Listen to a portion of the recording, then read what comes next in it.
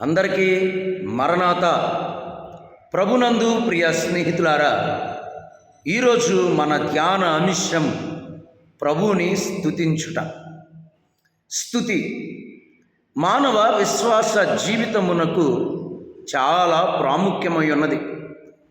చూడండి, ప్రభు చేసిన ఉపకారములన్నిటినీ తలంచుకొని స్తుతించుట మంచిది.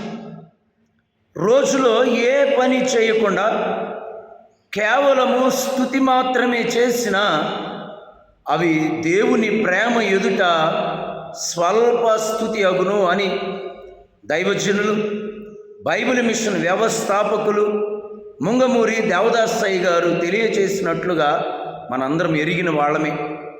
ప్రియ స్నేహితులారా, ఈరోజు నేను చెప్పబో అంశం ఏమిటి అనంటే పరలోకములో స్తుతి.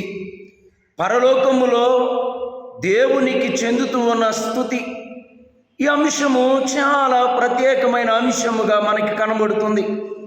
నిజమే, పరలోకములో ఉన్న దేవదూతలైన వారు ప్రభువుని స్తుతిస్తున్నారు. సింహాసనము చుట్టూ ఉన్న 4 జీవులు ప్రభువుని స్తుతిస్తున్నారు. అలాగే సింహాసనమునకు ఎదురుగా ఉన్న 24 పెద్దలు ప్రభువుని స్తుతిస్తున్నట్లుగా మనకి కనబడుతుంది. నిజమే, దేవదూతల స్తుతి.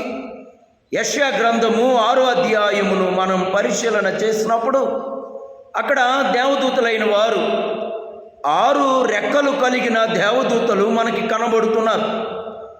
ఈ దేవదూతలైన వారు చేస్తూ ఉన్న పని ఏమిటి అనంటే 2 రెక్కలతో వారు ముఖమును కప్పుకొని, 2 రెక్కలతో పాదములను కప్పుకొని, 2 రెక్కలతో ఎగురుతూ ఉన్నట్లుగా మనం చూస్తున్నాం. ప్రియ స్నేహితులారా, ఈ దేవదూతలైన వారు దేవుని పరిశుద్ధతకు భంగముగా ఎవరైనా ఉంటే ఎంత మాత్రమును కూడా వీరు సహించరు. వీరి పనిలో మరొక పని ఏమిటి అనంటే మానవుడు ఎంత పాపి అయినా ప్రార్థన చేస్తే దేవుడు తన పాపమును క్షమిస్తాడు అని, దేవుడు తన హక్కున చేర్చుకుంటాడు అని మానవుడిని దేవదూతలైన వారు ప్రేరేపిస్తారట. ప్రియ స్నేహితులారా, ఎంత చక్కటి అనుభవమో చూడండి. ఇప్పుడు ఈ దేవదూతలైన వారు ప్రభువుని స్తుతిస్తున్నారు. ఏమని స్తుతిస్తున్నారు అని అంటే సైన్యములకు అధిపతి యెహోవా పరిశుద్ధుడు, పరిశుద్ధుడు, పరిశుద్ధుడు అని. ప్రియ స్నేహితులారా, ఈ స్తుతి ద్వారా మనం నేర్చుకోవాల్సింది ఏమిటి అనంటే ఆయన పరిశుద్ధుడు కనుక మనము పరిశుద్ధులమై ఉండవలసిన వాళ్ళమై ఉన్నాం. ఇదేంటి పరిశుద్ధత?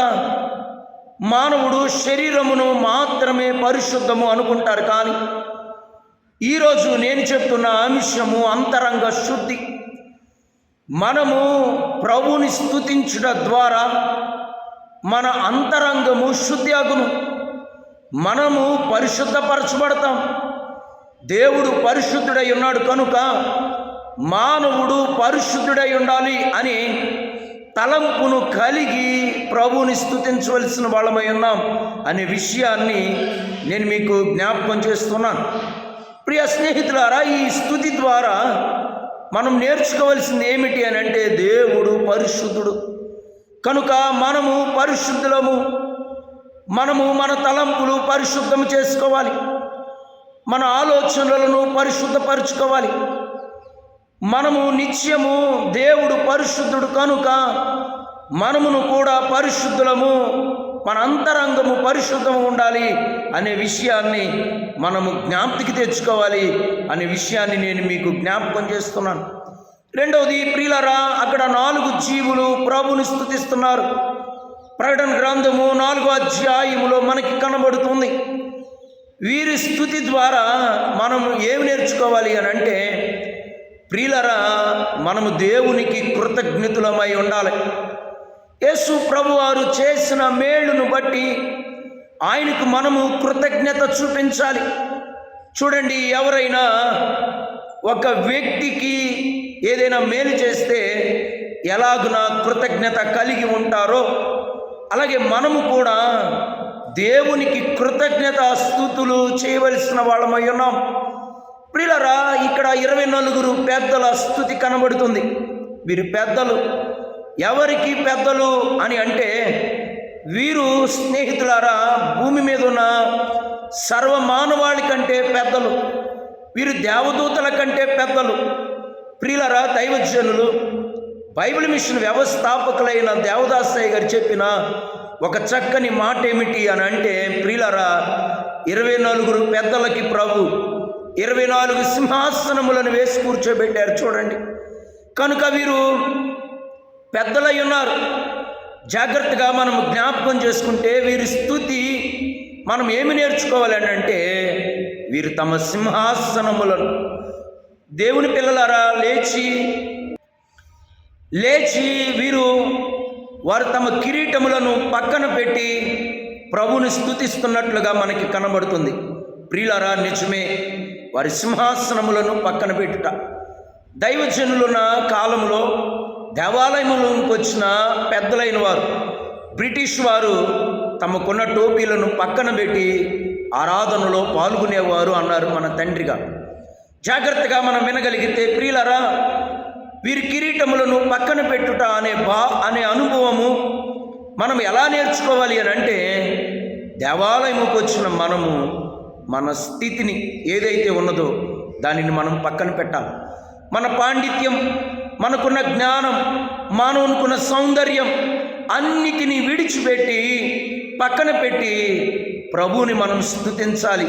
దైవజనులు అన్నారు, పాండిత్యము అది ఏ రకమైన పాండిత్యమైనా, బైబిల్ పరిజ్ఞానమైనా, ఏ జ్ఞానమునైనా పక్కన విడిచిపెట్టి మనము ప్రభువుని స్తుతించాలి.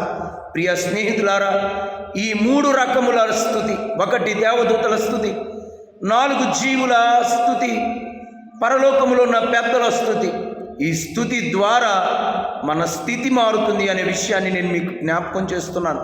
ఈ స్తుతి పెండ్లి కుమార్తెకు ఉండవలసిన స్తుతి అని అన్నారు మన దైవజనులు, మన తండ్రిగా. ఇలాగ ప్రభుని స్తుతించండి, మన స్థితి మారుతుంది. ఉన్నతమైన స్థితిలోనికి మనం వెళ్ళగలుగుతాం. పరలోకములో మరి మేఘమెక్కి మనం ప్రభుని చేరుకోగలుగుతాం. అట్టి ధన్యత, దీవెన వరుడు, ప్రియుడు, ప్రాణనాథుడైన యేసయ్య మనందరికీ దయచేసి ఆయన మహిమ పొందునుగాక. ఆమేన్. అందరికీ మరణాత.